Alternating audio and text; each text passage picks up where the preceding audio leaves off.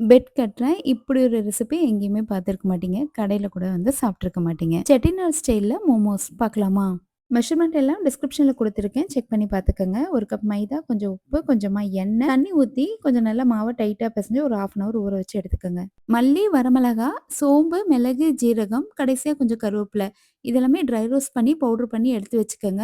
இதோட அளவும் கீழ டிஸ்கிரிப்ஷன்ல குடுத்துருக்கேன். அடுத்தது மோமோஸ்க்கு தேவையான ஸ்டஃபிங் ரெடி பண்ணிக்கலாம். கடாயில கொஞ்சமா எண்ணெய். நான் இன்னைக்கு வந்து வெங்காயம், கேரட், கேப்சிகம், முட்டைக்கோஸ், கொஞ்சமா வந்து பூண்டு இதெல்லாம் சேர்த்து நான் ரெடி பண்ணியிருக்கேன். காய் வந்து ஃபுல்லா வதங்காம ஒரு பாதி அளவுக்கு வதங்கினா போதும். கடைசியா நம்ம வீட்ல அரைச்ச அந்த செட்டிநாடு மசாலா, மிளகுத்தூள், கொஞ்சம் லெமன் ஜூஸ் அவ்வளோதான். இதெல்லாம் சேர்த்து கலந்து விட்டு இறக்கி வச்சுடுங்க. இது நல்லா ஆறுனதும் கடைசியா வந்து பன்னீரும், சீஸும் ஆட் பண்ணிக்கங்க. ஃபர்ஸ்ட்டே ஆட் பண்ணிட்டீங்கன்னா பன்னீர் வந்து ஹார்ட் ஆகிடும். சீஸ் வந்து ரொம்ப மெல்ட் ஆகிடும். அதனால பன்னீரும், சீஸும் லாஸ்ட்டா ஆட் பண்ணிக்கங்க. பூரி மாவு மாரி மாவ நல்லா மெல்லிசா தேய்ச்சுட்டு, நம்ம ரெடி பண்ணி வச்சிருந்த ஸ்டஃபிங் உள்ள வச்சுட்டு, வீடியோல நீங்க பார்க்குற மாரி ஈஸியா வந்து மடிச்சு விட்டுக்கங்க. ஃபர்ஸ்ட் டைம் ட்ரை பண்றவங்களுக்கு இப்படி ரோல் பண்றது ரொம்ப ஈஸியா இருக்கும். இது அப்படியே இட்லி பாத்திரத்துல ஒரு 7 நிமிஷம் வேக வச்சு எடுத்தீங்கன்னா, ஸ்டீம்டு மோமோஸ் ரெடி. இல்ல வேக வச்சத இப்படி எண்ணெயில பொரிச்சு எடுத்து சாப்பிட்டீங்கன்னா, கிரிஸ்பியா அதுவும் நல்லாருக்கும். இல்லன்னா இந்த மாரி தந்தூரி மசாலால நல்லா மேரினேட் பண்ணி ஒரு 15 நிமிஷம் கழிச்சு நீங்க டீப் ஃப்ரை பண்ணி சாப்பிட்டு பாருங்க. ரொம்ப சூப்பரா இருக்கும்.